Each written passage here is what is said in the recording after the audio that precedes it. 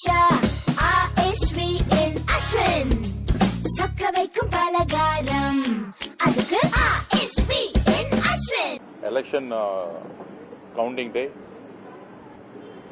திங்கட்கிழமை காலையில் எந்த விதமான லா அண்ட் ஆர்டர் பிரச்சனை இல்லாமல் சட்டம் ஒழுங்கு பிரச்சனை இல்லாமல் தகுந்த பாதுகாப்பு கொடுக்கணும்னு சொல்லியிருந்தோம்.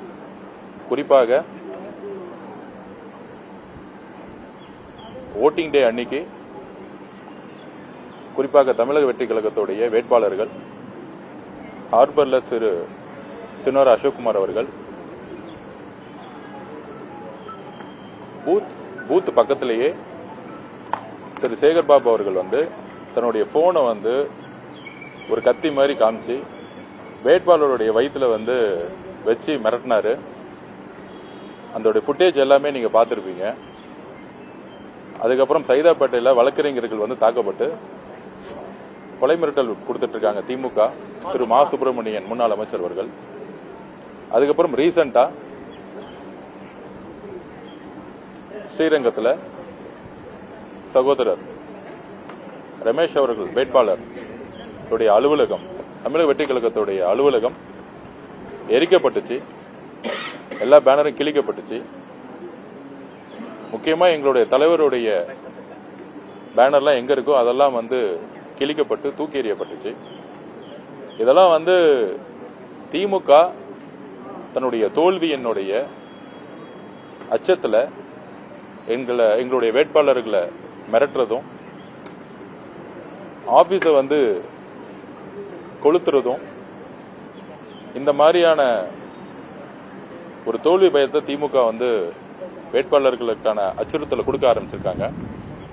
நாங்கள் எந்த விதமான அச்சுறுத்தல்களுக்கு அடிப்பணியாமல் உறுதியாக எங்களுடைய ஜனநாயக கடமையை மக்களோடு சேர்ந்து எங்களுடைய பணியை செஞ்சுட்டு இருக்கோம். அதுல இன்னைக்கு தலைமை தேர்தல் அதிகாரி திருமதி அர்ச்சனா பட்நாயக் மேடத்தை சந்திச்சோம்.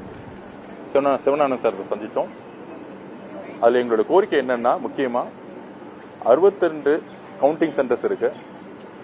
62 கவுண்டிங் சென்டர்ஸ்லயும் யாரு கவுண்டிங் ஏஜென்ட்டோ அவங்களை மட்டுமே அலோவ் பண்ணணும். நம்பர் 1. நம்பர் 2, கவுண்டிங் சென்டர்ஸா இருக்கக்கூடிய colleges, for example Laila college கேட்டுக்கு வெளியே கட்சிக்காரர்கள் 1000-2000 பேர் கூடுறதுக்கான எல்லா வாய்ப்புகளும் இருக்கு. திங்கட்கிழமை அன்னைக்கு பொதுமக்களுக்கு சட்டம் ஒழுங்கு பிரச்சனை எதுவும் வந்துடக்கூடாது. அப்ப லைலா காலேஜ் கேட்டுக்கு வெளியே, அதாவது அனைத்து சென்டர்ஸுக்கும் வெளியே சுமார் 1 கிலோமீட்டர் தொலைவுக்கு, 1 கிலோமீட்டர் ரேடியஸுக்கு எந்த விதமான கூட்டமோ எந்த விதமான கட்சிக்காரர்களுடைய நிர்வாகிகளோ தொண்டர்களோ கவுண்டிங் சென்டர் பக்கத்தில் இருக்கவே கூடாதுங்கிறத நாங்கள் வேண்டுகோள் விடுச்சோம். அனைத்து கட்சியோடைய தொண்டர்களும் சரி நிர்வாகிகளும் சரி யாருமே கவுண்டிங் சென்டர் கேட்டு பக்கத்தில் இருக்கக்கூடாது. ஏன்னா இது கவுண்டிங்க உள்ள பாதிப்புக்குள்ளாக்கும்.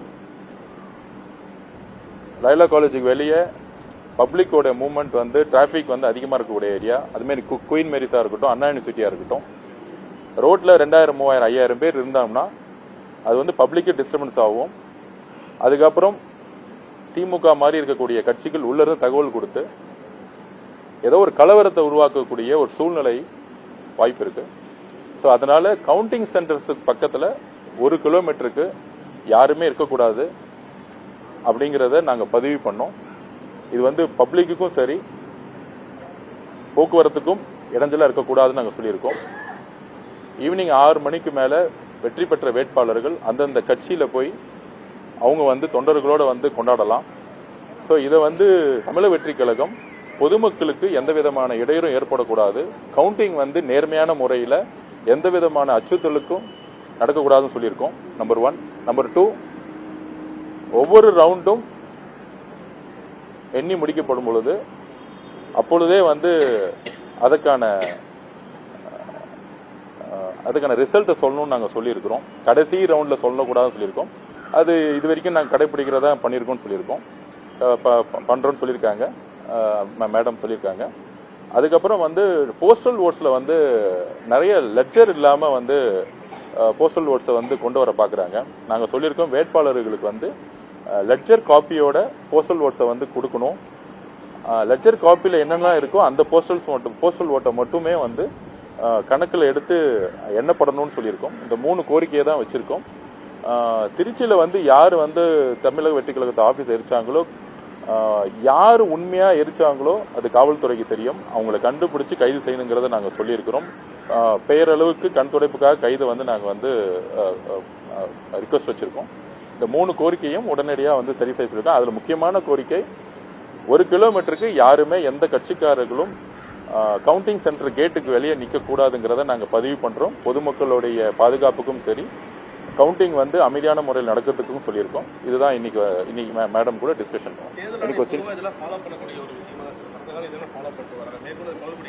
இல்ல, கவுண்டிங் சென்டருக்கு வெளியே பொதுவா வந்து கூட்டங்கள் கூட வந்து அனுமதிச்சிருக்காங்க. சோ இந்த தாட்டி வந்து கவுண்டிங் சென்டருக்கு வெளியே வந்து நம்ம யாருமே இருக்கக்கூடாதுன்னு சொல்லியிருக்கோம். 3 அடுக்கு 4 அடுக்கு பாதுகாப்பு கொடுத்திருக்காங்க லைலா காலேஜ்ல. அது வந்து கேட்டுக்குள்ள கொடுத்திருக்காங்க. பொதுவா வந்து ஒரு 1 கிலோமீட்டர் வரைக்கும் யாருமே வந்து எந்த குரூப் எந்த கட்சிக்காரங்களும் ஒரு குரூப்பா வந்து 1000-2000 பேர் வந்து கூடாத இருக்க வரைக்கும் கவுண்டிங் சென்டர்ஸ் எந்த பிரச்சனை இருக்காது. அதை வலியுறுத்தி இருக்கோம். உடனடியாக அவங்க வந்து நாங்க ஆக்ஷன் எடுக்கிறோம் சொல்லியிருக்கோம்.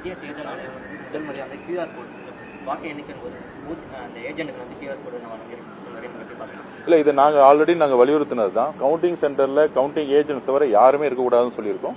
அதுதான் வந்து எலெக்ஷன் கமிஷன் ஃபாலோ பண்ணியிருக்காங்க. கியூஆர் கோடை வந்து நாங்க வரவேற்கிறோம்.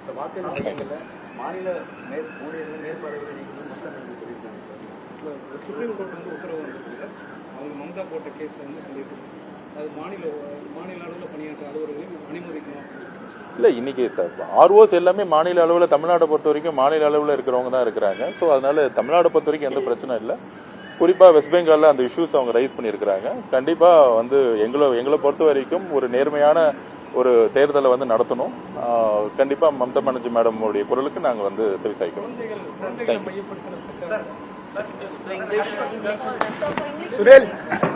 மைசூர் பா பாதுஷா